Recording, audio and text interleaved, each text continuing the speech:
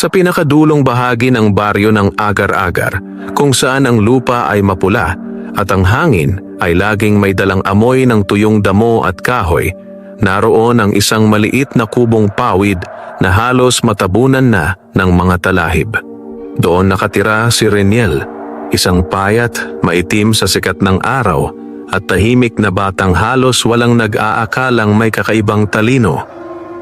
Tuwing madaling araw, bago pa tumilaok ang mga manok, gising na si Reniel.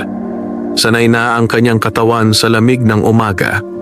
Marahan siyang bumabangon mula sa banig na halos punit-punit na at dahan-dahang inaayos ang kumot ng kanyang inang may sakit.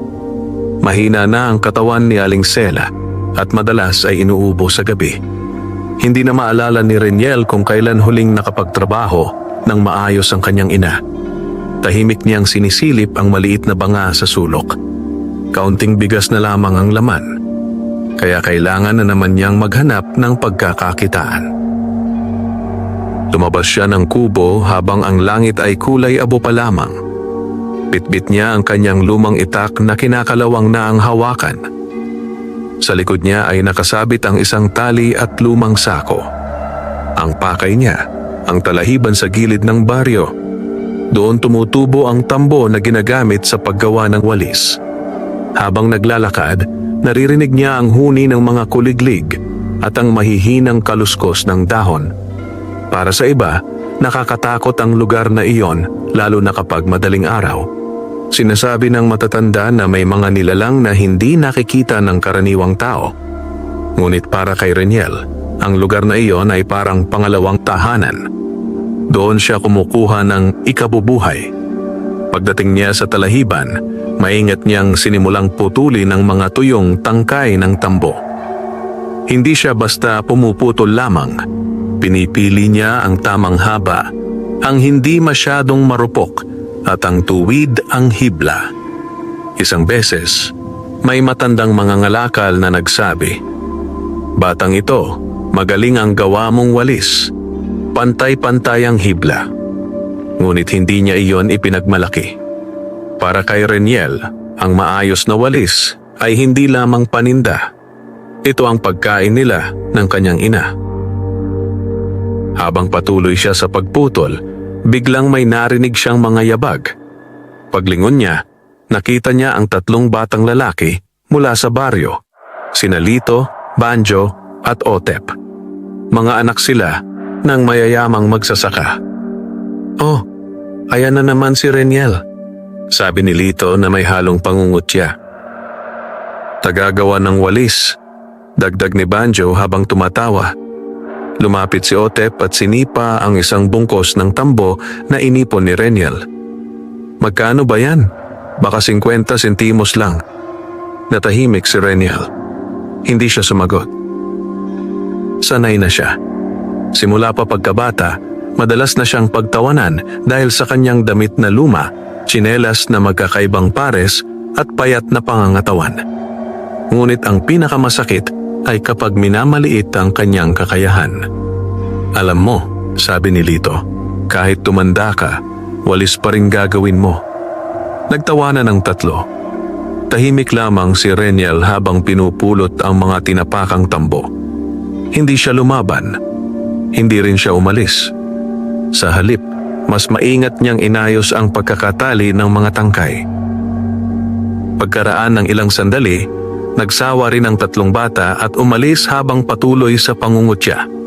Nang tuluyan na silang mawala, saka lamang huminga ng malalim si Reniel. Tumingala siya sa langit. "Isang araw," bulong niya, "hindi na kami magugutom ni nanay." Walang yabang ang kanyang tinig, kundi isang payapang pangako. Matapos makapuno ng sako, umupo muna siya sa ilalim ng isang lumang puno ng balete sa gilid ng talahiban. Doon niya karaniwang pinapatuyo ang tambo bago itali. Mahangin ang umaga. Tahimik. Ngunit biglang may narinig siyang kakaibang kaluskos. Hindi iyon tunog ng ibon. Hindi rin hangin. Parang may maliit na bagay na gumagalaw sa likod ng ugat ng balete. Napakunot ang noo ni Reniel. May daga kaya? Mahina niyang sabi. Dahan-dahan siyang lumapit. At doon, sa pagitan ng makakapal na ugat, may nakita siyang isang napakaliit na paa. Hindi paa ng daga. Hindi rin paa ng ibon. Mukhang paa ng tao. Napatras si Reniel. Saglit siyang natigilan. Muli siyang sumilip. May gumalaw na maliit na nilalang, kasing tangkad lamang ng isang bote ng suka. Mabilis itong nagtago. Napalunok si Reniel. Naalala niya ang mga kwento ng matatanda tungkol sa mga naninirahan sa talahiban at punong balete. Mga nilalang na hindi basta nagpapakita. Ngunit sa halip na tumakbo, marahan siyang nagsalita. Hindi kita sasaktan. Tahimik ang paligid. Walang sumagot. Kinuha ni Reniel ang kanyang baong maliit na piraso ng kamote at inilapag sa ugat. Kung gutom ka, kain ka. Pagkatapos ay umatras siya at muling umupo sa kanyang dating pwesto. Ilang sandali ang lumipas. Muling narinig ang mahinang kaluskos. Unti-unting lumabas ang maliit na nilalang. Isang duwende. Kayumanggi ang balat, may mahabang puting balbas, at suot ang kupas na pulang sombrero. Maingat nitong sinilip ang kamote. Pagkatapos ay tumingin kay Reniel. Hindi gumalaw ang bata. Tahimik lamang siyang nakaupo. Kinuha ng duwende ang kamote at mabilis na kumagat. Parang gutom na gutom. Napangiti si Reniel. Sa'yo na yan. Tumigil sa pagkain ng duwende at matamang tumingin sa kanya. May kakaibang kinang sa mata ng maliit na nilalang. Hindi ka natatakot? Tanong nito sa manipis ngunit malinaw na tinig. Bahagyang nagulat si Reniel. Ngunit umiling siya. Hindi. Bakit? Sandaling nag-isip ang bata. Mas nakakatakot ang gutom. Natahimik ang duwende. Ang hangin ay tila biglang tumigil. Tila may kung anong nagbago sa paligid. Unti-unting ngumiti ang duwende. Isang ngiting may lihim na kahulugan. At sa sandaling iyon, hindi pa alam ni Reniel na ang simpleng pag-alok niya ng pirasong kamote ang magbabago sa takbo ng kanyang buhay at ng buong baryo ng agar-agar. Nanatiling tahimik ang paligid matapos magsalita ang duwende. Ang mahinang hangin ay muling gumalaw na para bang may nakikitang hindi nakikita ng karaniwang mata. Hindi agad nagsalita si Reniel. Pinagmasdan lamang niya ang maliit na nilalang na patuloy sa pagnguya ng kamote na parang matagal nang hindi nakakain. Pagkaraan ng ilang sandali, marahang nagsalita ang duwende. Bihira ang batang tulad mo. Napakamot sa ulo si Reniel. Ano pong ibig niyo sabihin? Karaniwan, kapag nakita nila kami, binabato, tinatakbuhan, o sinusubukang hulihin. Umiling ang bata. Wala naman po kayong ginagawang masama. Napangiti ang duwende, ngunit ang ngiting iyon ay tila may lalim, parang may sinusukat. Hindi lahat ng nakikita mo ay totoo, sabi nito. Hindi rin lahat ng hindi mo nakikita ay wala. Hindi lubos na naintindihan ni Reniel ang sinabi, ngunit tumango siya bilang paggalang. Saglit na natahimik ang dalawa. Maya-maya, napansin ni Reniel na may maliit na sugat ang paa ng duwende. May bahid iyon ng tuyong dugo at tila nahihirapan itong tumayo ng tuwid. Nasugatan po kayo, maingat niyang sabi. Tinakpan agad ng duwende ang paa. Wala lang to, ngunit halata ang kirot. Walang sabi-sabing kinuha ni Reniel ang lumang panyo na nakasabit sa kanyang bulsa. Pinunit niya ang dulo nito at marahang lumapit. Pwede ko po bang balutan? Tinitigan siya ng duwende. Mahaba. Parang sinusuri kung may halong panlilin lang ang alok. Ngunit sa mga mata ni Reniel, wala itong nakita kundi pag-aalala. Dahan-dahang inilapit ng duwende ang paa. Maingat na nilinis ni Reniel ang sugat gamit ang kaunting tubig mula sa kanyang baong bote. Pagkatapos ay binalutan niya ito ng piraso ng panyo. Panayad lamang ang kanyang galaw, parang sanay mag-alaga. "Salamat." Mahina ngunit malinaw na sabi ng duwende. Ngumiti si Reniel. "Ganun po talaga. Tinuturuan ako ni nanay na tumulong sa may kailangan." Muling natahimik ang paligid. Ngunit ngayon, parang mas magaan ang hangin. "Anong pangalan mo, bata?" tanong ng duwende. "Reniel po." "Reniel?" Inulit iyon ng duwende na parang inaalala. "Ako naman si Luntian." Bahagyang lumaki ang mata ni Reniel. "Talaga pong duwende kayo?" "Hindi lang basta duwende," sagot ni Luntian. "Tagapagbantay ako ng bahaging ito ng talahiban." Napatingin si Reniel sa paligid. Bigla niyang napansin na tila mas luntian ang damo malapit sa balete at mas makapal ang mga tambo rito kumpara sa ibang bahagi. Parang mas buhay ang lugar. "Bakit po kayo nasugatan?" tanong niya. Saglit na tumahimik si Luntian. Ang dating mahinahong mukha nito ay napalitan ng bahagyang lungkot. May mga taong hindi naniniwala at may mga taong gustong mag-angkin ng hindi kanila. Hindi na nagtanong pa si Reniel. Ramdam niyang ayaw pang magsalita ng duwende tungkol doon. Sa halip, tumayo siya at kinuha ang kanyang sako. "Magpapatuyo pa po ako ng tambo." "Bakit ka gumagawa ng walis?" tanong ni Luntian. "Para po may pambili ng bigas." Simple ang sagot. Walang drama. Walang reklamo. Tinitigan siya ng duwende. "Gaano ka nakatagal gumagawa?" "Simula nung magkasakit si nanay." "Hindi ka nag-aaral?" Saglit na natigil si Reniel. Huminto po. Isang katahimikan ang bumalot sa paligid. Maya-maya, nagsalita ang duwende sa mas mababang tinig. "Maraming batang tulad mo ang nagiging mapait ang puso." Umiling si Reniel. "Hindi naman po makakatulong kung magagalit ako." Napangiti si Luntian. Ngunit ngayon, hindi na iyon simpleng ngiti, kundi ngiting may paghanga. "Reniel," sabi nito, "kung bibigyan ka ng pagkakataon na magbago ang buhay mo, ano ang una mong gagawin?" Hindi agad sumagot ang bata. Nag-isip siya. Matagal. Pagkatapos ay marahan siyang nagsalita. "Papagamot ko po si nanay. Hindi bahay. Hindi damit. Hindi laruan. Ang una niyang naisip, ang kanyang ina." Sa sandaling iyon, tila may dumaan na banayad na ihip ng hangin na umiikot sa punong balete. Bahagyang kumislap ang mga dahon.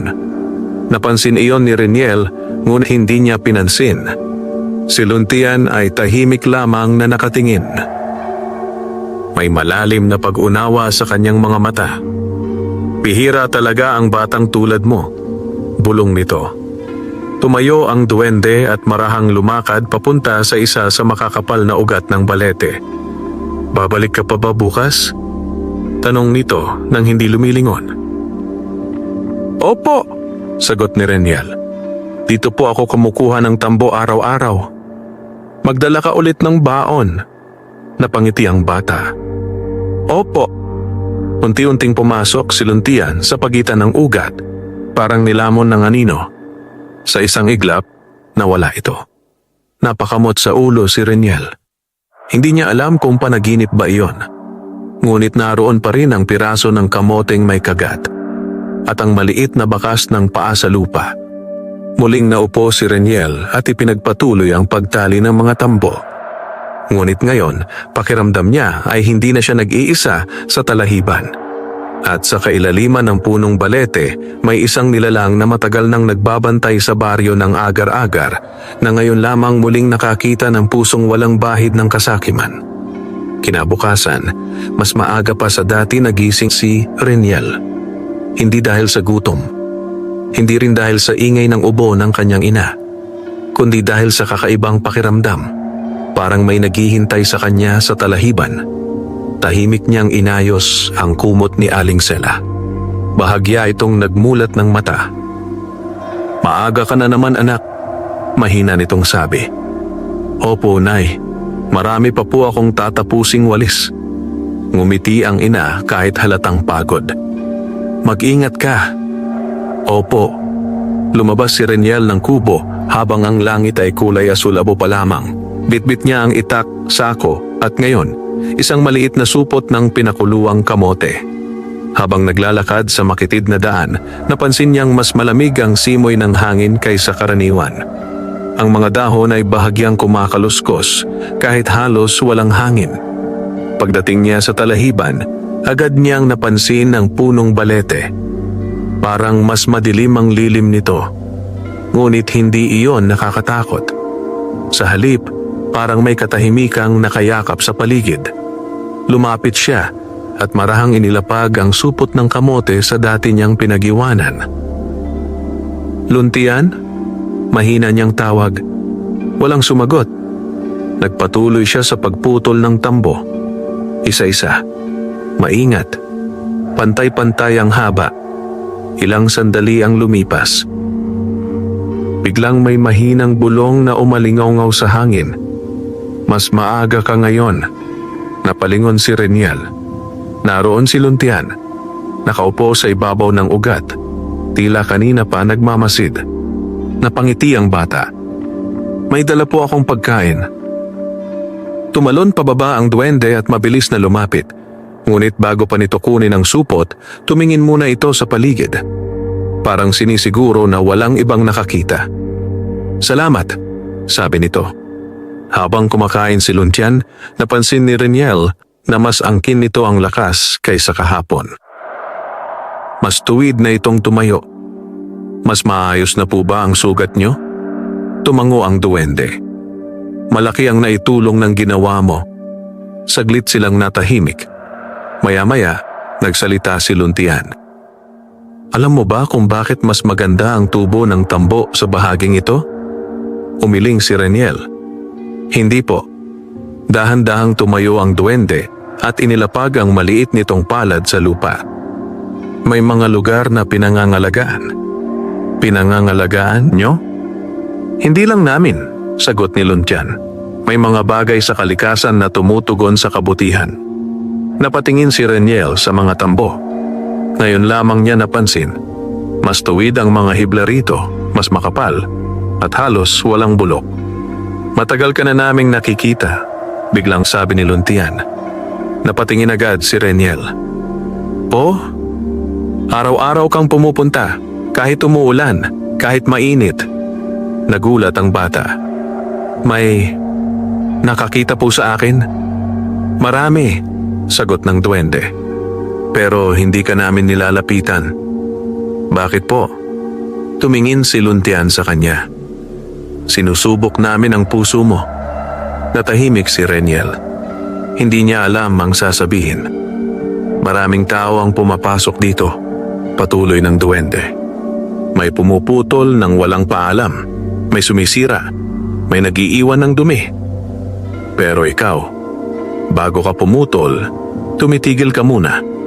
Naalala ni Reniel ang kanyang nakasanayan, ang marahang paghawak sa tambo, ang pagpili lamang ng sapat, ang hindi pagwasak ng ugat. "Turo po ni nanay," sabi niya. Napangiti si Luntian. Ang baryo ng agar-agar ay hindi lang tirahan ng tao. Biglang umihip ang malamig na hangin. Ang mga talahib ay sabay-sabay na yumuko na parang may dumaan na hindi nakikita.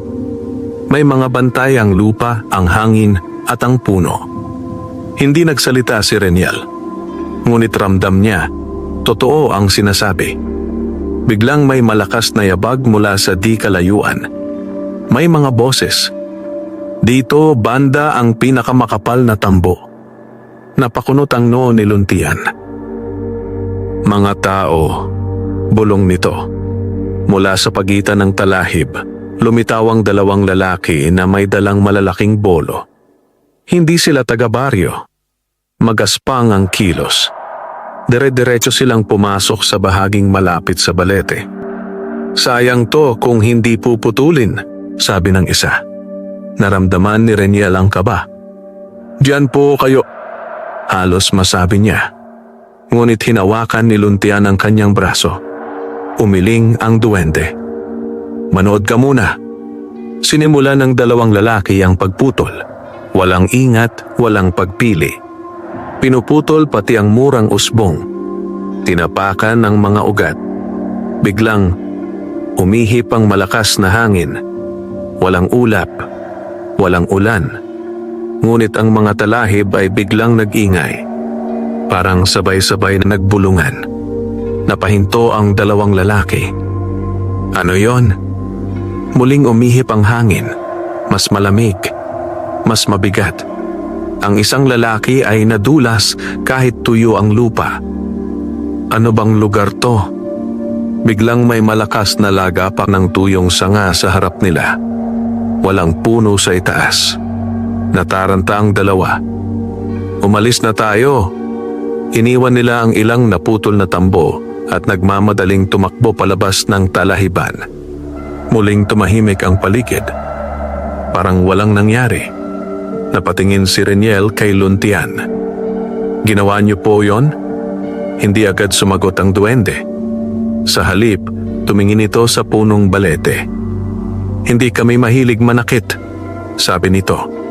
Pero marunong kaming magpaalala. Tumingin si Reniel sa mga naputol na murang usbong. Dahan-dahan siyang lumapit at itinayo ang mga natumbang tangkay.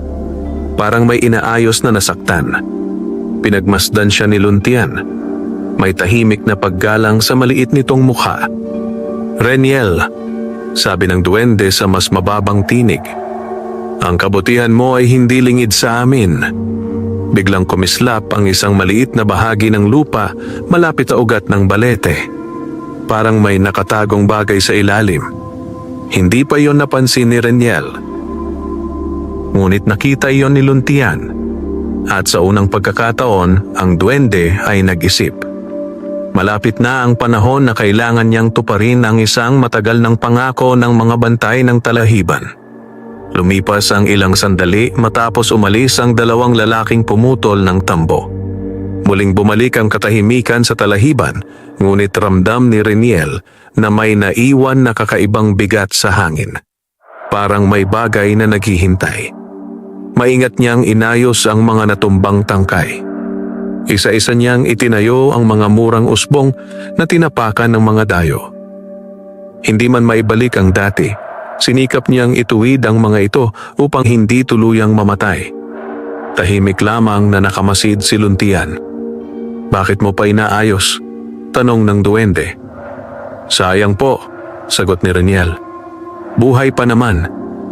Hindi na nagsalita si Luntian. Sa halip, marahan itong lumakad patungo sa makapal na ugat ng balete, sa mismong bahagyang kumislap kanina. Huminto ito at tumingin kay Reniel. Lumapit ka. Bahagyang nagtaka ang bata ngunit sumunod. Paglapit niya, napansin niyang ang lupa sa may ugat ay mas malambot kaysa sa paligid. Parang bagong galaw kahit walang bakas ng paghuhukay. Lumuhod si Luntian at inilapat ang palad sa lupa. Matagal na itong nakatago, mahina nitong sabi. Ano po iyon? Tanong ni Reniel. Hindi agad sumagot ang duwende. Sa halip, tumingin ito sa batang matagal nang sinusubaybayan. Hindi lahat ng kayamanan ay ginto, sabi nito. May mga kayamanang sinusukat ang puso ng makakahawak. Hindi pa rin lubos na naintindihan ni Reniel, ngunit nakinig siya. Reniel, patuloy ni Luntian, kung may makita ka mang kakaiba, hindi mo ba ito ipagyayabang? Umiling ang bata. Hindi po. Hindi mo rin ipagbibili? Hindi rin po. Bakit? Sandaling nag-isip si Reniel. Kung hindi naman po akin, hindi ko dapat pagkakitaan. Saglit na pumikit si Luntian. Parang may matagal nang hinihintay na sagot at ngayon lamang iyon narinig. Maghukay ka, sabi nito. Ibinigay ni Reniel ang kanyang maliit na itak at ginamit ang dulo nito upang marahang bungkalin ang lupa.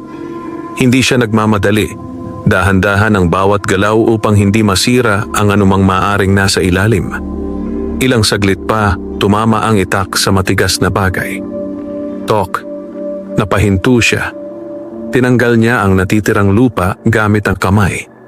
Unti-unting lumitaw ang isang maliit na kahon. Hindi ito gawa sa ginto. Hindi rin makinang. Mukha itong yari sa lumang kahoy na maitim na sa edad. Ngunit may ukit ito na kakaiba.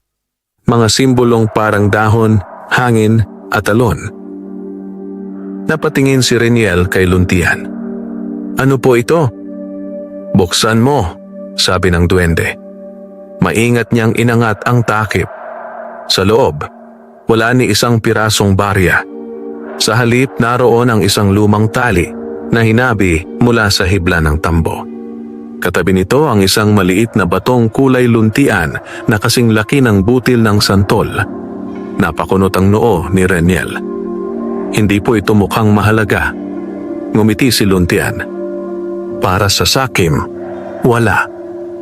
Para sa marunong magpahalaga, napakahalaga. Dahan-dahang kinuha ng duwende ang hiblang tali. Ito ang unang hibla na ginamit ng unang tagapagbantay ng talahiban. Pagkatapos ay itinuro ang maliit na berdeng bato. At iyan, buto ng lupa. Hindi naintindihan ni Reniel ang ibig sabihin, ngunit nakinig siya ng mabuti. Ang mga bagay na iyan ay hindi nagbibigay ng kayamanan na agad nakikita, paliwanag ni Luntian. Pinapanday nila ang swerte ng taong may malinis na hangarin. Tahimik si Reniel. Wala siyang naramdamang pananabik. Wala ring pagnanasa. Sa halip, maingat niyang isinara muli ang kahon. Saan po natin ibabalik? Tanong niya. Doon napatingin ng mariin si Luntian. Ibabalik? Opo. Inyo po yan. Sa sandaling iyon, tila mas luminaw ang paligid. Ang hangin ay umikot ng banayad sa kanilang dalawa. Unti-unting ngumiti ang duwende, ngunit ngayon may halong tuwa. Reniel, sabi nito, ang kayamanang ito ay matagal nang naghihintay ng taong hindi ito aangkin. Dahan-dahan itong itinulak ang kahon pabalik sa bata. Iyon na. Napatras si Reniel. Hindi po. Hindi ko po pinaghirapan yan. Pinaghirapan mo, sagot ni Luntian. Sa kabutihan mo, sa pagtitiis mo, sa hindi mo paninira sa lugar na ito. Natahimik ang bata. Hindi siya sanay tumanggap, lalo na ng bagay na hindi niya ginawa. Kung ayaw mo para sa sarili mo, dagdag ng duwende, gamitin mo para sa dahilan kung bakit ka bumabangon araw-araw. Naalala ni Reniel ang ubo ng kanyang ina. Ang halos walang laman na banga ng bigas, ang mga pangungutya ng ibang bata. Dahan-dahan niyang kinuha ang kahon. Magaan lamang ito, ngunit hindi maipaliwanag. Parang may init na dumadaloy mula rito papunta sa kanyang palad. Anong gagawin ko po dito? Tanong niya. Panatilihin mo, sagot ni Luntian. Huwag mong ipagmalaki. Huwag mong ipagkait sa nangangailangan. Tumango si Reniel. Iingatan ko po. Biglang umihip ang banayad na hangin. Ang mga dahon ng balete ay marahang kumaluskos, parang may mga bulong na hindi marinig ng malinaw. Napatingin si Luntian sa itaas. Tinanggap ka na nila. Sino po? Ang mga bantay ng lugar na ito. Hindi na nagsalita si Reniel. Ngunit sa kauna-unahang pagkakataon, naramdaman niyang tila may mga matang nagmamasid. Hindi mapanganib, kundi mapag-aruga. Ipinatong niya ang kahon sa loob ng kanyang sako, katabi ng mga pinutol na tambo. At sa sandaling iyon, hindi pa niya alam na ang simpleng kahon-kahoy na hawak niya ay magsisimula ng unti-unting pagbabago, hindi lamang sa kanyang kapalaran, kundi pati sa tingin ng buong baryo ng agar-agar sa batang matagal nilang minamaliit. Mag-iinit na ang araw nang matapos magputol ng tambo si Reniel. Maingat niyang isinilid ang mga napiling tangkay sa sako. Tinitiyak na pantay-pantay ang haba at hindi mapuputol ang mga hibla. Sa pinakailalim nakatago ang maliit na kahong kahoy na ibinigay ni Luntian. Hindi niya iyon binubuksan muli. Hindi dahil sa takot, kundi sa paggalang. Bago siya umalis, lumingon siya sa punong balete. Tahimik ang paligid. Wala si Luntian. Ngunit ramdam niyang may nakamasid pa rin. Babalik po ako bukas, mahina niyang sabi. Pagkatapos ay nagsimula na siyang maglakad pa uwi. Habang tinatahak ang makitid na daan palabas ng talahiban, napansin niya ang kakaibang gaan ng kanyang bitbit. Dati, mabigat ang sako kahit kalahati pa lamang ang laman. Ngayon, kahit puno, tila mas magaan. Inisip niyang baka sanay na ang kanyang balikat. Pagdating sa gilid ng baryo, nasalubong niya ang matandang si Mang Pilo. Isang mamimili ng walis na kilala sa pagiging mapili. "Oh, Reniel, bati nito. May dala ka ba?" "Opo."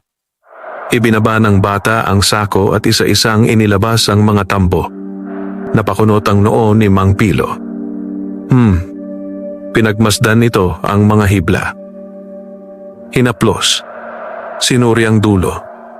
"Mas pino." Hindi sumagot si Reniel. "Mas tuwid din," dagdag ng matanda. "Parang mas matibay." Tahimik pa rin ang bata.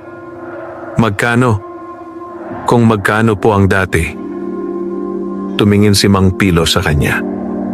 "Alam mo bang mas maganda to kaysa sa huli mong dala?" "Opo." Tumango ang matanda. "Tudoblehin ko ang bayad." Nagulat si Reniel. "Po, huwag na po. Ikaw ang gumawa. Ikaw ang pagod." Sabi ni Mang Pilo. Karapat dapat lang. Ibinigay nito ang bayad. Higit sa inaasahan ni Reniel. Dahan-dahan niyang tinanggap. "Salamat po."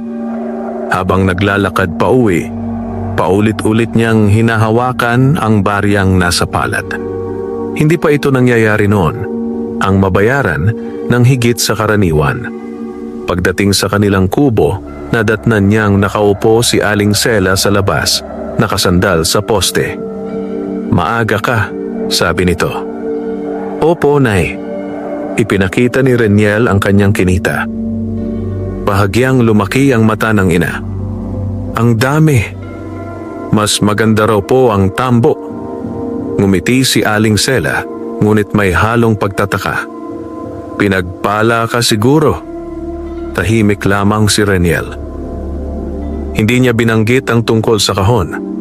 Pumasok siya sa loob at inilabas ang maliit na banga ng bigas. Ngayon, kaya na nilang bumili ng sapat para sa ilang araw. Habang inaayos niya ang mga gamit, napansin niyang may isang hibla ng tambo na naiwan sa loob ng sako. Ibang-iba ang itsura. Mas pino, mas makinang ng bahagya. Naalala niya ang kahon. Marahan niyang inilabas ito. Tahimik ang loob ng kubo. Dahan-dahan niyang binuksan ang takip. Naroon pa rin ang lumang hiblang tali at ang maliit na berdeng bato. Walang ilaw, walang tunog. Ngunit nang hawakan niya ang hibla, parang may dumaloy na init sa kanyang palad. Hindi mainit, hindi rin masakit. Isang banayad na init na parang sikat ng araw sa umaga. Bigla niyang naalala ang paraan ng pagtali ng walis na itinuro sa kanya ng kanyang ina at kung paano minsan ay hindi pantay ang higpit. Kinuha niya ang mga bagong tambo. Sinubukan niyang gamitin ang lumang hiblang nasa kahon bilang panukat ng tali. Dahan-dahan, maingat. Isang ikot, dalawang ikot. 3. Napansin niya. Mas madaling pumantay ang hibla. Mas siksik ang kapit. Parang kusa itong sumusunod sa tamang ayos. Napatigil siya. Hindi siya nagsalita. Tinapos niya ang isang walis. Pagkatapos ay isa pa. Pagkalipas ng ilang sandali, napansin niyang mas maayos kaysa sa dati ang pagkakagawa. Mas pantay ang buntot. Mas siksik ang gitna. Mas matibay ang hawakan. Lumabas si Aling Sela at napatigil. "Reniel?" "Opo?" Kailan mo natutunan yan? Tiningnan ng bata ang walis. Hindi niya rin alam. Sinubukan ko lang po. Lumapit ang ina at hinawakan ang hawakan. Matigas. Pantay. Maayos ang pagkakatali. Ang ganda. Mahina nitong sabi. Hindi nakapagsalita si Reniel. Sa kauna-unahang pagkakataon, nakaramdam siya ng kakaibang kumpiyansa. Hindi yabang, kundi tahimik na paniniwala.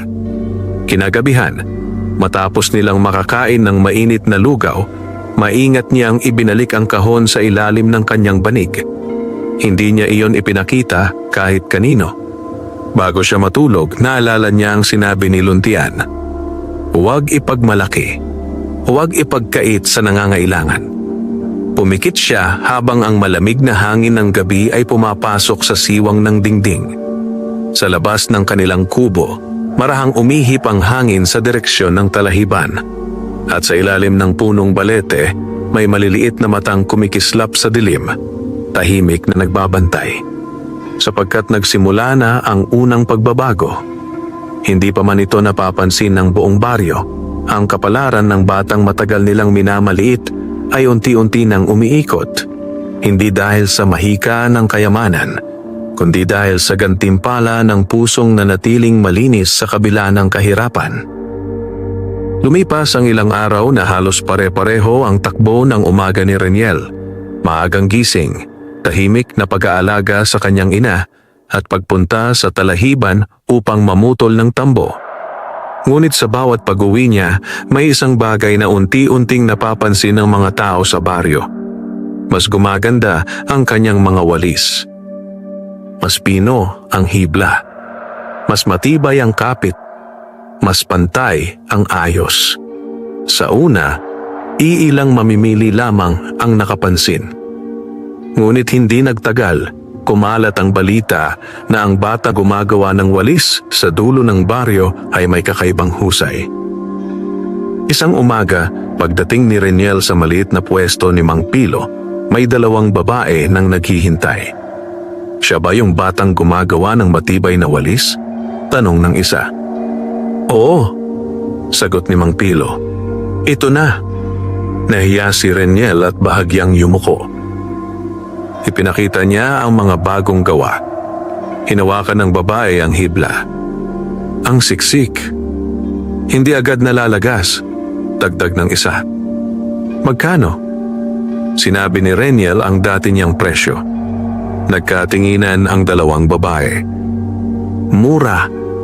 Naglabas sila ng bayad at kumuha ng tig-iisang walis. Tahimik na nagpasalamat si Reniel. Habang nag-aayos siya ng natitirang paninda, may mga matang nakamasid mula sa di kalayuan. Sina Lito, Banjo at Otep. Bakit ang daming bumibili sa kanya? Bulong ni Banjo. Walis lang naman yan, sagot ni Otep. Ngunit hindi mapakali si Lito. Lumapit siya at kinuha ang isang walis na hindi pa nababayaran. Sinuri niya ang hibla. Pinisil. Hinila. Hindi agad kumalas. Napakunot ang noo niya. Bago lang to Hindi sumagot si Reniel. Uy! Dagdag ni Lito. Saan ka kumukuha ng tambo? Sa talahiban po. Saan banda? Doon po sa dati. Nagkatinginan ang tatlo. Alam nila ang lugar na yon. Ang bahagi malapit sa balete na iniiwasan ng karamihan. Doon? Sabi ni Banjo. May sabi-sabi na may... Siniko siya ni Lito. Bukas sasama kami, sabi nito kay Reniel. Napatingin ang bata. Bakit po? Titingnan lang namin. Walang yabang ang tono, ngunit may halong pag-uusisa at kaunting inggit. Tumango lamang si Reniel. Kung gusto niyo po, umalis ang tatlo. Ngunit ang kanilang mga mata ay hindi na mapanlait, kundi mapagmatiyag. Kinahapunan, umuwi si Reniel na may mas maraming kita kaysa dati. Nakabili siya ng bigas, kaunting gulay at kaunting gamot para sa ubo ng kanyang ina. Habang inaayos niya ang mga binili, Napansin ni Aling Sela ang kanyang anak. Parang mas magaan ang loob mo ngayon, sabi nito. Ngumiti si Reniel. Mas marami pong bumili. Dahil sa sipag mo, sagot ng ina. Hindi na siya nagsalita pa. Nang sumapit ang gabi, inilabas niya muli ang kahon. Tahimik. Madilim. Tanging liwanag ng gasera ang nasa loob ng kubo. Binuksan niya ang takip. Naroon pa rin ang berdeng bato at ang lumang hiblang tali. Ngunit ngayong gabi, tila mas malinaw ang kulay luntian ng maliit na bato. Parang may mahinang kinang. Hinawakan niya ito. Muling dumaloy ang banayad na init sa kanyang palad. At sa sandaling iyon, may naalala siyang bagong paraan ng pag-aayos ng hibla. Isang paikot na buhol na mas matibay kaysa sa dati niyang ginagawa. Parang may ibinubulong sa kanyang isip. Hindi tunog, hindi salita, kundi pakiramdam. Agad niyang sinubukan sa bagong walis. Mas siksik, mas matatag. Halos hindi gumalaw ang hibla kahit hilahin. Napangiti si Reniel. Hindi dahil sa pera, kundi dahil pakiramdam niya, mas gumagaan ang trabaho, mas kaunti ang nasasayang. Mas tumatagal ang gawa. Ibinaba niya ang kahon at muling itinago. Sa labas, tahimik ang gabi. Ngunit sa di kalayuan, sa may talahiban, may tatlong aninong dahan-dahang lumalapit sa punong balete. Sina Lito, Banjo at Otep. Dito raw siya kumukuha, bulong ni Banjo. Wala namang kakaiba, sabi ni Otep kahit halatang kinakabahan. Lumapit si Lito sa isang makapal na kumpol ng tambo at basta-bastang pumutol. Biglang, umihip ang malamig na hangin. Walang ulap, walang ingay ng kuliglig. Tumahimik ang paligid. Ano yon? Bulong ni Banjo. Mula sa likod ng balete, may mahinang kaluskos. Parang may maliit na paa na dumaan sa tuyong dahon. Napalunok si Otep. Tara na, ngunit hindi gumalaw si Lito. Wala yan. Muli siyang pumalo ng bolo sa murang usbong. Sa sandaling iyon, sabay-sabay na yumuko ang mga talahib. Parang may dumaan na hindi nakikita. Isang sanga ang biglang nalaglag sa tabi nila. Malakas ang tunog. Napaatras ang tatlo. Umalis na tayo. Hindi na sila lumingon. Nagmadali silang tumakbo palabas ng talahiban. Muling bumalik ang katahimikan. Sa likod ng makapal na ugat ng balete, marahang lumitaw si Luntian. Kasama ang dalawa pang maliliit na anino. Tahimik silang nakatingin sa direksyong tinakbuhan ng mga bata. Hindi pa handa ang kanilang puso. Mahina nitong sabi. Isa sa maliliit na nilalang ang sumagot. Ngunit ang bata, si Reniel. Tumango si Luntian. Siya ang napili. Muling umihip ang banayad na hangin sa talahiban.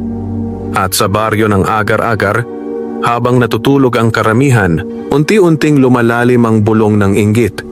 Kasabay ng tahimik na pagbabantay ng mga nilalang na matagal nang nagmamasid sa puso ng tao. Sumunod na umaga, mas maaga kaysa dati ang pagdating ni Reniel sa talahiban. Bahagya pa lamang sumisilip ang araw sa likod ng mga puno at ang hamog ay nakadikit pa sa dulo ng mga damo. Tahimik ang paligid, ngunit ramdam niya ang pamilyar na presensya na matagal na niyang kinikilalang kasama. Lumapit siya sa punong balete at marahang inilapag ang maliit na baon. Magandang umaga po, mahina niyang bati. Ilang saglit ang lumipas bago gumalaw ang mga dahon. Mula sa pagitan ng makakapal na ugat, lumabas si Luntian. Kasunod nito ang dalawa pang duwende, mas maliit, kapwa may kayumangging balat at suot na kupas na berdeng sombrero. Napahinto si Reniel. Hindi siya umatras. Bahagya siyang yumuko bilang paggalang. Magandang umaga po. Tinitigan siya ng dalawang bagong duwende. Parang sinusukat ang kanyang kilos. Siya ba iyon? Bulong ng isa. Siya, sagot ni Luntian. Lumapit ang mas matangkad sa dalawa. May makapal itong kilay at seryoso ang mukha. Ako si Dahon, sabi nito. At ito si Uling. Tumango si Reniel. Ako po si Reniel. Alam namin, sagot ni Dahon. Saglit na natahimik ang apat. Ang hangin ay banayad, ngunit tila may bigat. Parang may mahalagang pag-uusap na malapit nang mangyari. Naunang nagsalita si Luntian. Reniel, may nangyari kagabi. Napatingin ang bata. May pumasok sa talahiban. Naalala niya agad sina Lito, Banjo at Otep. May nasira po ba? Umiling si Uling. Wala. Napigilan. Huminga ng maluwag si Reniel. Hindi niya gustong may mapahamak dahil sa lugar na yon. Bakit sila pumunta? Tanong ni Dahon. Tahimik si Reniel sandali. Siguro po, gusto nilang malaman kung saan ako kumukuha ng tambo. At kung malaman nila, tanong muli ni Dahon. Nag-isip si Reniel. Kung kailangan nila, pwede naman po silang pumutol. Basta hindi sisirain. Nagkatinginan ng tatlong duwende. Hindi iyon ang inaasahan nilang sagot. Hindi ka ba natatakot na maagawan ka ng hanap buhay? Tanong ni Uling. Umiling si Reniel. Marami pa naman pong tambo. Pero baka bumaba ang kita mo. Saglit siyang napaisip. Kung ganun po, gagawa na lang ako ng mas maayos. Natahimik ang tatlong duwende. Ang hangin ay muling umikot sa paligid ng balete. Si Luntian ay bahagyang napangiti. Reniel, sabi ni Dahon sa mas mabigat na tinig. Hindi lahat ng tao ay may mabuting balak. Opo, sagot ng bata. Pero hindi rin po lahat masama. Mahabang katahimikan ang sumunod. Pagkaraan, marahang umupo si Luntian sa ugat. May isa pang pagsubok, sabi nito. Napatingin si Reniel. Anong pagsubok po? Hindi agad sumagot ang duwende. Sa halip, itinuro nito ang isang bahagi ng talahiban, ang lugar na mas malayo kung saan mas makapal ang damo at bihira niyang puntahan. May isang kumpol ng tambo roon, sabi ni Uling. Pinakamaganda, pinakatibay. Bakit hindi niyo po kinukuha? Sumagot si Dahon. Dahil hindi pa handa ang kumukuha. Naramdaman ni Reniel ang bahagyang kaba. Ano po ang gagawin ko? Pumili ka, sabi ni Luntian. Kung kukunin mo ang pinakamaganda, lalaki ang kita mo. Kung iiwan mo, mananatiling ligtas ang pinanggagalingan ng talahiban. Tahimik si Reniel. Tumingin siya sa direksyong itinuro.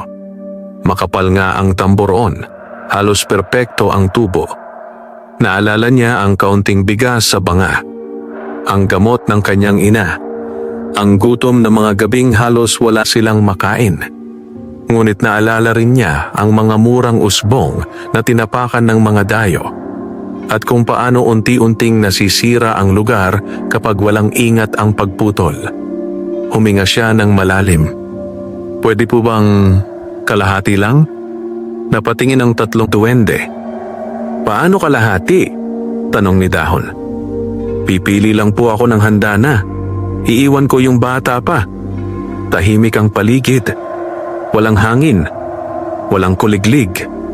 Pagkaraan ng ilang sandali, dahan-dahang tumango si Luntian. Pumunta tayo. Naglakad si Reniel papunta sa makapal na kumpol ng tambo.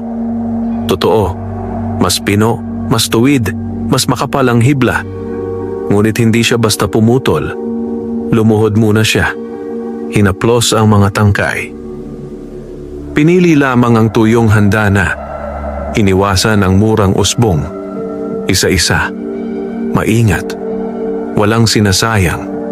Tahimik siyang pinanood ng tatlong duwende. Habang tumatagal, mas lumalakas ang banayad na ihip ng hangin ngunit hindi magulo.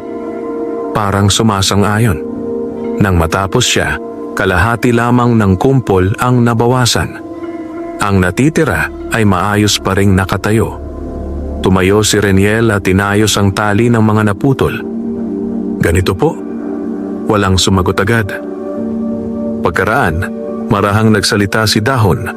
Ngunit ngayon, wala na ang dating bigat ng tinig. Ganito, ngumiti si Uling. Hindi mo inubos. Umiling si Reniel. Babalik pa po kasi ako bukas. Sa sandaling iyon, sabay-sabay na kumaluskos ang buong talahiban. Parang palakpak ng libo-libong dahon. Napatingin si Reniel sa paligid. Ang mga tambo ay bahagyang yumuko, hindi dahil sa hangin, kundi parang pagbati. Lumapit si Luntian at marahang inilagay ang maliit nitong palad sa kamay ng bata. Nalampasan mo ang pagsubok ng puso. Biglang uminit ng bahagya ang kahong nasa loob ng sako ni Reniel. Isang init na hindi masakit, kundi parang kumpirmasyon. Simula ngayon, sabi ni Dahon, hindi ka na lamang bisita sa talahiban. Dagdag ni Uling, ikaw ay kinikilalang tagapangalaga. Napatigil si Reniel. Tagapangalaga po? Ako? Tumango si Luntian. Ang tunay na kayamanan ay hindi ibinibigay sa sakim. Pinagkakatiwala ito sa marunong magtira para sa bukas. Tahimik si Reniel. Hindi niya alam ang sasabihin. Sa kauna-unahang pagkakataon, hindi lamang siya batang gumagawa ng walis, kundi batang pinagkatiwalaan ng isang lihim na mundo na matagal nang nagbabantay sa baryo ng agar-agar. Mula nang kilalanin si Reniel bilang tagapangalaga ng talahiban, nagbago ang pakiramdam ng bawat pagpunta niya roon. Hindi man ito nakikita ng iba, ramdam niya ang banayad na pagtanggap ng paligid. Parang ang bawat hibla ng tambo ay hindi na lamang tanim, kundi mga bagay na may buhay na dapat igalang. Kinabukasan, bitbit ang sako at itak, muli siyang naglakad sa makitid na daan papunta sa punong balete. Maaga pa, ngunit tila mas maliwanag ang paligid kaysa karaniwan. Ang hamog sa damo ay kumikislap sa unang sinag ng araw. Pagdating niya, hindi na siya nagatubiling bumati. Magandang umaga po. Mula sa likod ng ugat, lumabas si Luntian. Kasunod sina Dahon at Uling. Maaga ka, sabi ni Uling. Opo, sagot ni Reniel. Mas maganda po ang hiwa kapag malamig pa. Napangiti si Dahon. Natuto ka na. Hindi iyon yabang. Katotohanan lamang. Lumapit si Luntian at itinuro ang iba't ibang bahagi ng talahiban. Bilang tagapangalaga, sabi nito, hindi lang pagputol ang tungkulin mo. Tungkol saan po? Sa pag-alam kung alin ang dapat galawin at alin ang dapat iwan. Naglakad sila sa gilid ng talahiban. Itinuro ni Dahon ang mga murang usbong. Ito, huwag muna. Tumango si Reniel. Sumunod, itinuro ni Uling ang isang bahagi na tila tuyo na. Ito, pwede nang kunin. Kapag naiwan pa, mabubulok lang. Maingat na inobserbahan ni Reniel ang kulay, kapal at tunog ng bawat tangkay kapag hinahaplos. Unti-unti, natutunan niyang makilala ang handa na sa hindi pa. Habang ginagawa niya iyon, napansin niyang mas mabilis niyang napipili ang tamang hibla, parang may gumagabay sa kanyang kamay. Maya-maya, nagsalita si Luntian. Hindi lang walis ang ginagawa mo. Napatingin si Reniel. Pinananatili mong buhay ang pinanggagalingan. Hindi agad sumagot ang bata. Sa halip, mas maingat niyang tinanggal ang isang tuyong tangkay na nakahiga sa lupa. Sayang po kapag nasira. Tumango si Dahon. Ganyan nagsisimula ang tunay na pagunlad. Hindi sa pagkuha ng marami, kundi sa pagkuha ng tama. Lumipas ang oras na hindi nila namalayan. Nang mapuno ang sako ni Reniel, napansin niyang mas maayos ang mga naputol. Pantay ang haba, halos walang sirang hibla. Subukan mo ngayon, sabi ni Uling. Kunin mo ang kaunting lupa sa paanan ng balete. Nagtaka si Reniel ngunit sumunod. Marahan niyang kumuha ng isang dakok ng lupa, maitim, mamasa-masa at mabango. Ihalo mo sa pagtatali, sabi ni Luntian. Pagbalik sa kubo kinahapunan, sinubukan ni Reniel ang payo. Bago niya higpitan ang buhol ng walis, marahan niyang pinahiran ng kaunting lupa ang hibla ng tali. Pag-ikot niya ng buhol, mas kumapit, mas siksik. Parang mas nagkakaisa ang hibla. Napahinto siya. Sinubukan niyang hilahin. Halos hindi gumalaw. Tinapos niya ang walis at inihambing sa dati. Mas matibay, mas maayos, mas pantay ang buntot.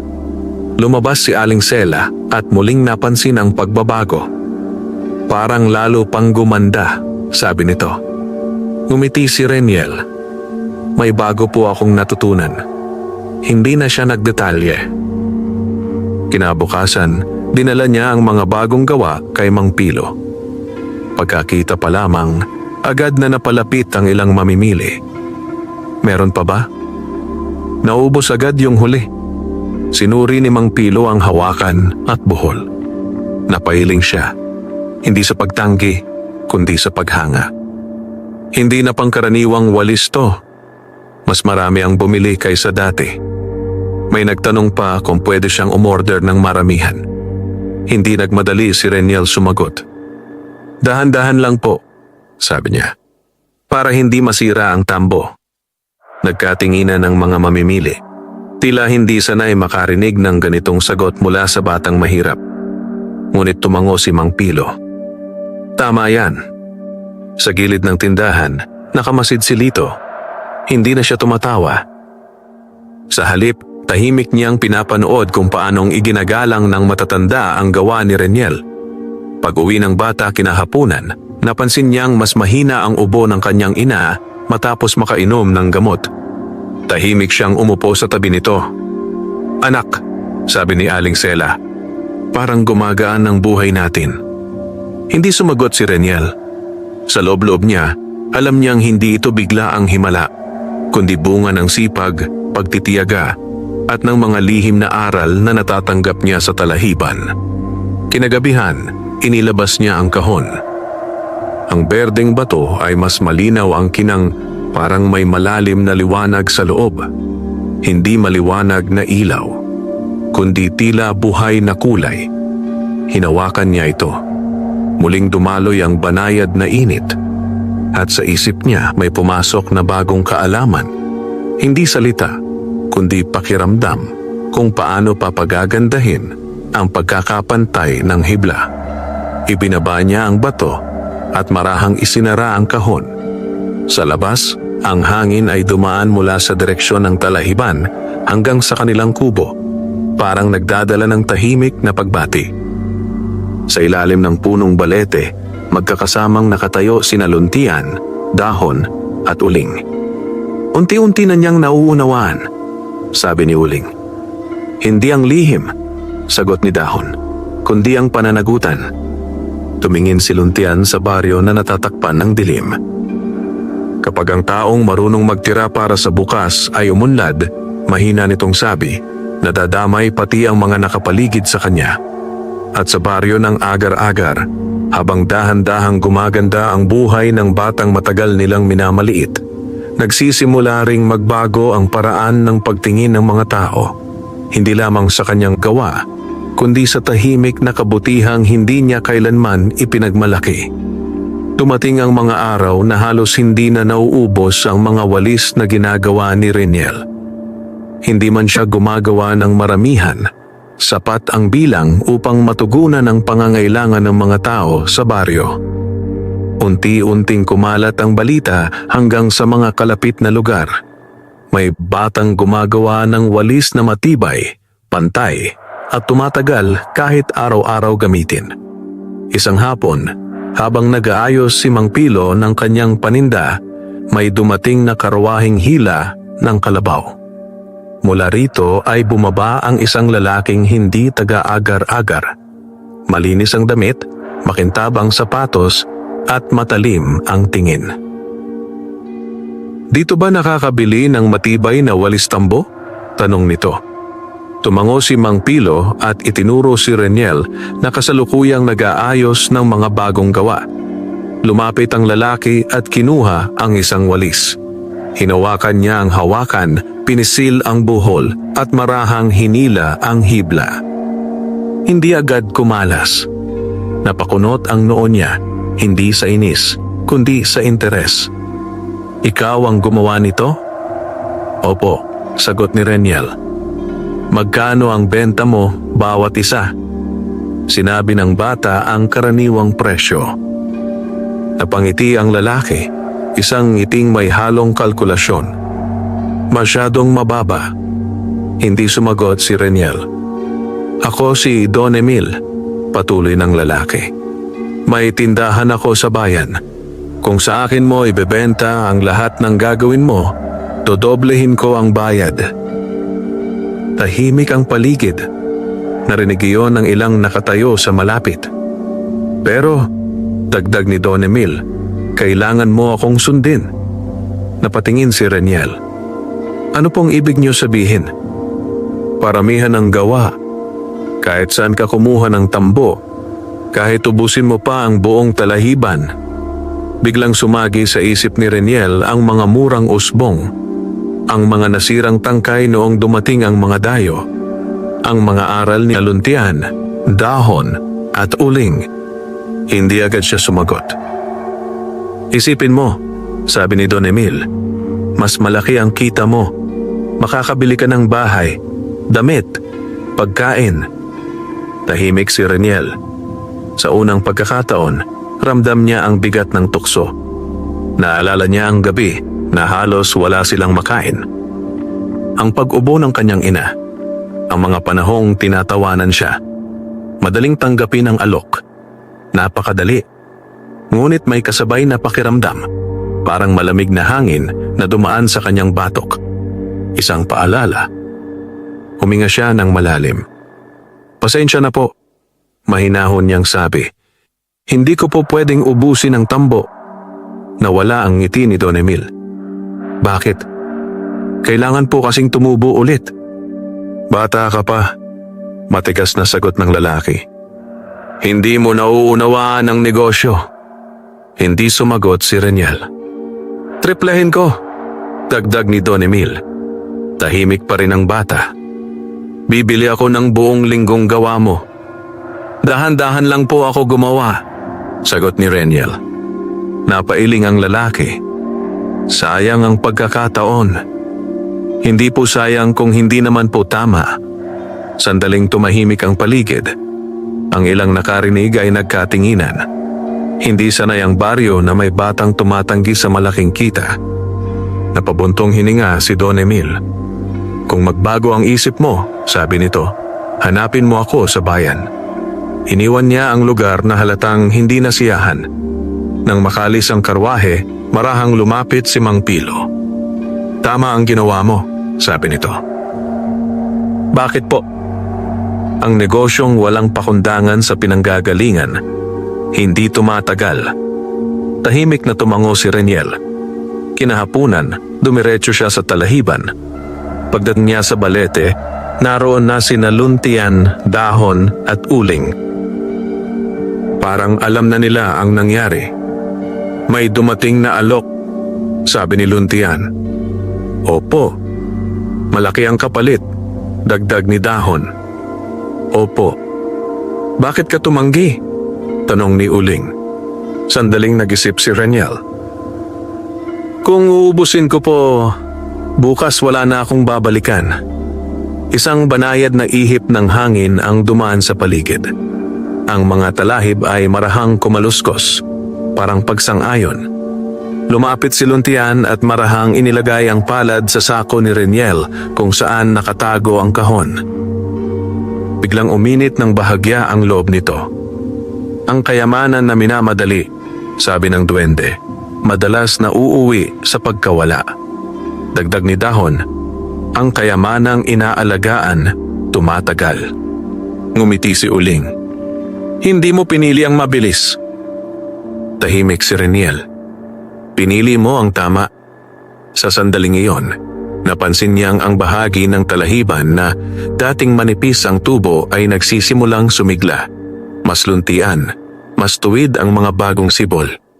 Parang may gantimpalang ibinabalik ang lupa. Napatingin siya ron. Tumubo po agad. Hindi agad, sagot ni Luntian. Matagal na, ngayon mo lang nakita. Tahimik ang paligid. Ang dapit hapon ay unti-unting dumilim. Sa baryo ng agar-agar, may mga taong nagsimulang mag-usap-usap. Ang batang dati minamaliit ay marunong palang tumanggi sa malaking pera. At sa gitna ng mga bulong ng paghanga at pagtataka, may iilang pusong hindi natuwa. Mga pusong naniniwalang ang kayamanan ay dapat kinukuha agad, kahit kapalit ang pagkasira ng pinanggagalingan. Sa ilalim ng punong balete, tahimik na tumingala si Luntian sa papadilim na langit. Sisimula na ang mas mabigat na pagsubok. Mahina nitong sabi. Hindi pa iyon alam ni Reniel. Ngunit sa gabing iyon, habang hawak niya ang maliit na kahon sa loob ng kanyang sako, ramdam niyang ang init nito ay mas malinaw, parang paalala na ang tunay na laban ay hindi sa kahirapan, kundi sa tukso ng kasakiman na dumarating kapag nagsisimula ng umangat ang buhay. Dumating ang mga sumunod na araw na tila mas maliwanag ang umaga sa baryo ng agar-agar. Hindi nagbago ang kubo ni Reniel. Pareho pa rin ang pawid, ang dingding na may siwang, at ang lumang banig sa sahig. Ngunit nagbago ang pakiramdam sa loob. Mas madalas nang may mainit na pagkain. Mas bihira na ang malalalim na ubo ni Aling Sela. At sa bawat paggising, hindi na gutom ang unang bumabati sa kanila, kundi pag-asa. Gayunman, hindi naging tahimik ang baryo. Kumalat ang balita tungkol sa pagtanggi ni Reniel sa alok ni Don Emil. May mga humanga, may mga nagtaka, at may iilan na nagtaas ng kilay. Hindi makapaniwalang may batang pipili ng sapat kaysa sobra. Isang umaga, habang nag-aayos si Reniel ng mga bagong tapos na walis sa tabi ng kubo, may dumating na ilang kapitbahay. Bitbit nila ang kani-kaniyang lumang walis na halos kalbo na ang hibla. "Reniel," sabi ng isang matandang babae, "pwede mo bang ayusin to? Sayang kasi." Tinanggap niya ang walis at sinuri ang buhol. "Kaya pa po," sagot niya. Sa halip na piliting bumili ang matanda ng bago, inayos niya ang luma, pinalitan ang sirang hibla, hinigpitan ng tali, at pinantay ang buntot. "Magkano?" tanong ng matanda. Umiling si Reniel. "Ayos lang po." Napatitig ang babae. Parang hindi sanay na may tumutulong ng walang kapalit. "Salamat, iho." Nang kumalat na inaayos ni Reniel kahit ang luma, may ilan pang lumapit. Magsasakang may sira ang hawakan, labanderang napigtas ang tali, at isang matandang tanod na halos wala nang magamit sa bakuran. Hindi siya tumanggi. Kapag kaya, inaayos niya. Kapag hindi na, saka lamang siya gumagawa ng bago at sinisingit pa rin sa abot kayang halaga. Mula sa di kalayuan, tahimik na pinagmamasdan ni Mang Pilo ang eksena. Hindi lang pala walis ang ginagawa ng batang yan, bulong nito. Nagbubuo siya ng tiwala. Sa tanghali ring yon, dumating sina Lito, Banjo at Otep. Hindi na may dalang pangungutya, kundi may hawak na bungkos ng tambo. "Reniel," sabi ni Lito, bahagyang nahihiya, "tama ba to ang pagpili?" Tinignan ni Reniel ang mga tangkay. May halong murang usbong. May tuyo na. "Pwede po," sabi niya, "pero mas maganda kung yung handa na lang." Tahimik na nakinig ang tatlo. Itinuro ni Reniel kung alin ang dapat iwan at alin ang maaaring kunin. Walang panunumbat. Walang pag-alala sa mga dating tawa. Pagkatapos ng paliwanag, marahang tumango si Banjo.